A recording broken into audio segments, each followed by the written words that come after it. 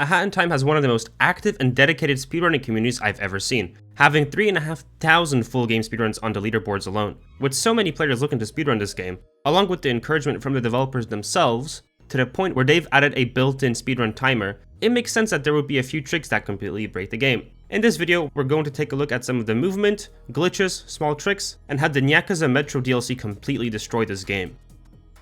Starting off with the movement, it's the standard you'd see to any platforming game. Of course, you're able to run, jump, and dive. You also get these different hats throughout the playthrough that give you different abilities. And these different abilities have different trade-offs. For example, Hat Kid typically has a double jump, but when you are using the sprint hat, that feature is removed in exchange for faster speeds while walking. But you can get the best of both worlds with the sprint double jump, also known as an SDJ. As you let go of the sprint button, you press jump and you'll notice that you have the speed from the sprint hat carried over, while still letting you jump again. This lets you cover large gaps that previously wouldn't be possible.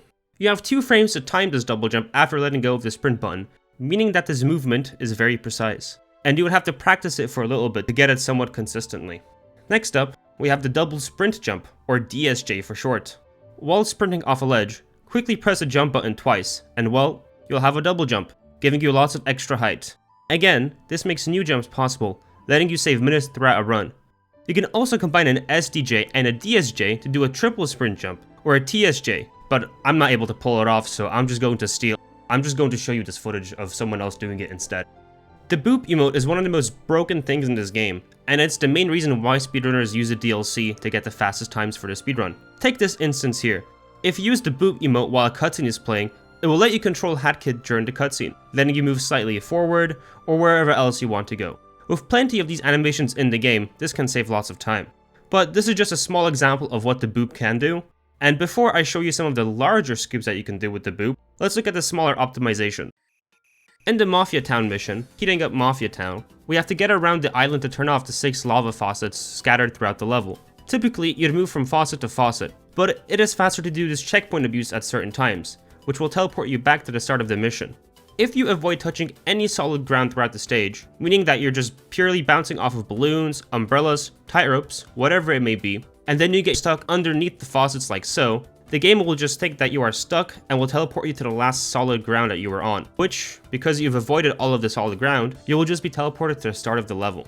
If you climb up this wall to the Hourglass at the yellow station in the Nyakuza Metro stage, you will get just high enough to hit a checkpoint for a different part of the Nyakuza Metro, and when you slide off of the wall, you'll be taken towards the end of the pink metro station, which will let you grab the timepiece a lot quicker. As mentioned before, A Hat in Time has different hats that will give you unique powers, such as sprinting and potion brewing. But when you craft these hats, a small and unskippable cutscene plays. There are other cutscenes in this speedrun that are also unskippable, like for example, the Hourglass spawning in. Since we have to wait for the Hourglass to spawn in anyway, it's efficient to just craft the hats at this point, as both cutscenes will be playing at the same time. And while we are waiting for the cutscenes to finish, please like and subscribe if you're enjoying the video so far. Thank you!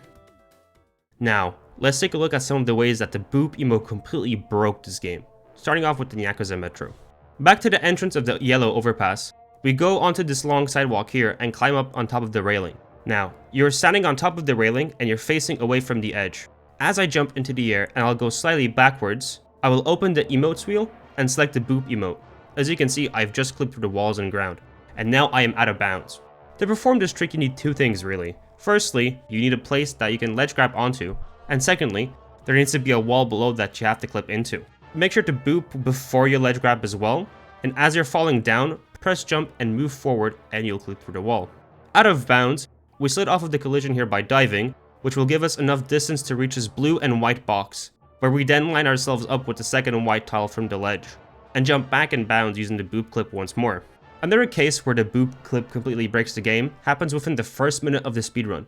In Hat Kid's spaceship, you want to line yourself up where the present icon is at over here, and as you pass it, you want to jump up and clip. You don't have any headspace for the next jump, so try to jump at the very edge of the invisible platform you're on, and to land on this tunnel, where from there, we can jump onto the solar panel on this roof here.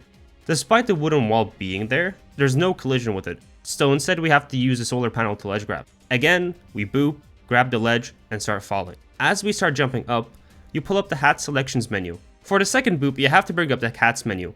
I did try this trick without bringing up the hat menu, and it would just result in me getting stuck between the 2 walls. I'm not really sure why the hats menu gives you that extra final push to clip through, so if you have any idea as to why, I would love to hear it in the comments. The boop clip has since been patched and it only works on the earlier versions of the DLC patches. But thankfully it isn't too difficult to downgrade, since you can just change to DLC versions 2.1 via the Steam properties. Deadbird Studio is one of my favorite stages in this game, where you have to infiltrate the 2 movie sets without being caught. The beginning of the stage uses the geometry to avoid climbing the long way around, since the small cactus gives us just enough height to get to the vent. The moving trains also carry momentum if you jump off of it by hitting a SDJ, cutting large corners throughout the stage. We can also carry momentum if we dive boost into the sandbags, so we can get insane speeds at different parts of the levels as well. You can also checkpoint abuse with the well-timed DSJ, letting us skip the final train.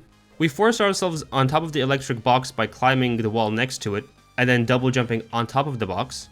And since we're standing on top of the electric box, we have enough height to skip through the last chunk, and conveniently skip the large auto-scroller section at the end of the stage. We have to get underneath all the obstacles, and do another checkpoint abuse where we reach the final part of the stage. In the time rifts, you can shoot up the cylinders by getting stuck underneath the platforms. I'm not quite sure how this works. I'm assuming that it's a similar case to getting up Mafia Town, where the game thinks you're permanently stuck underneath the faucet, so it just teleports you up. However, that theory doesn't really work in my mind, since in the Mafia Town mission, it just teleports you to the last bit of solid ground you were standing on. If you have any idea on why this trick works, I would love to hear in the comments below. I was trying this glitch out for about 5 minutes and so, and I've only gotten it this one time. For the first Hourglass in Subcon Forest, before the Snatcher captures us in the trap, we can boop our way out of it, although we are invisible. We then have to run to the Fox Village while invisible. You do have to be careful with this trick, as you're not allowed to double jump or dive in this state, or else you will soft-lock the game. When the in-game timer quote-unquote runs out and the Snatcher dialogue activates, make sure that you wait for an audio cue before you start skipping the dialogue to again avoid another soft lock. We can now burn the paintings as intended, albeit with a little bit of swag, like here for example. After burning all the paintings, the Hourglass will spawn in.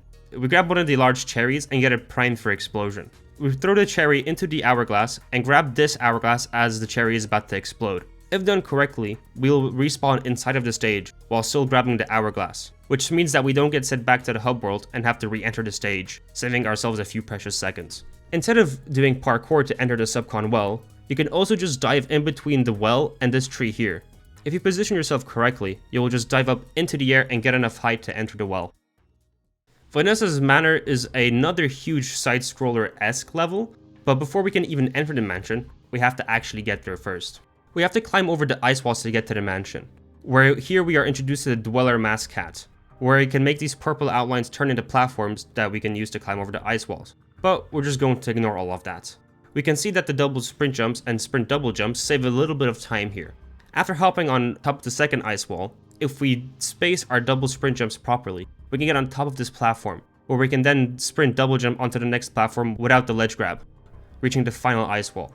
There isn't much of a penalty if you miss any of these trick jumps though, since you'll only lose a second or two by going for this back up here, or again by grabbing the ledge.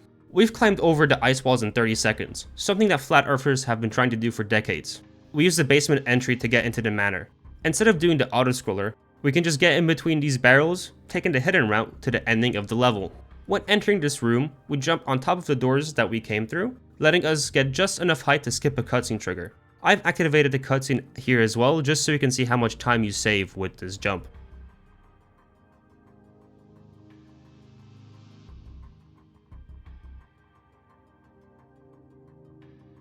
Going back to the beginning of this level though, you don't even have to go through the ice wall section, since you can just get stuck between these two cherries and you'll just get launched up in the air. I am not entirely sure why this trick works, but from what I can see, is that when you throw a cherry inside of the other one, when you're grabbing it, the physics will launch the second cherry into the air, and both cherries will just keep going up and up until you finally let go of one, and then you start falling down. Before starting the second phase of the toilet boss fight, which is started by hitting the toilet with the explosive cherry that you grabbed from the air, stand on this specific tile, and the toilet should be opposite of where you're standing. When the toilet lands in the green goop, you run behind it, where you want to line yourself up with this corner from the toilet. The apple, or cherry, I don't know what they're called, will start charging up, and once you hear the force zap, you just simply walk into the goop without any sprinting or anything. The toilet has no collision, and therefore it will just be on top of you. The camera will freak out for a little bit, but you just keep walking straight and the toilet will eventually fall through the ground and after a second it will just die, and an hourglass will spawn in. This skip saves about 45 seconds compared to doing the fight normally. You don't need a time-stopping hat to get the hourglass for the cheating the race level in Mafia Town. If you dive on the slopes, we will gain a large amount of speed to edge out against the Mafia.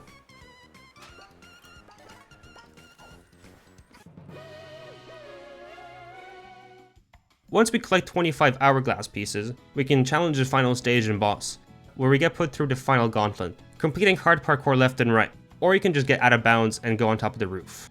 Now, this trick is only possible in older versions of the games, and not any of the DLC versions, and also this skip doesn't actually save any time compared to just doing the parkour normally, assuming that you don't make any large mistakes, of course. Coupled in with the boob clip, it's faster to run the DLC versions for this reason. And here are some of the tricks that speedrunners use to break a hat in time. This video mostly looked at the hourglasses for any percent, so if you'd like to see another video, then please let me know in the comments. And if you want to learn more about the game, I've also left the sources and guides I've used to write the script in the description. Like and subscribe if you enjoyed. Thank you for watching. Cheers.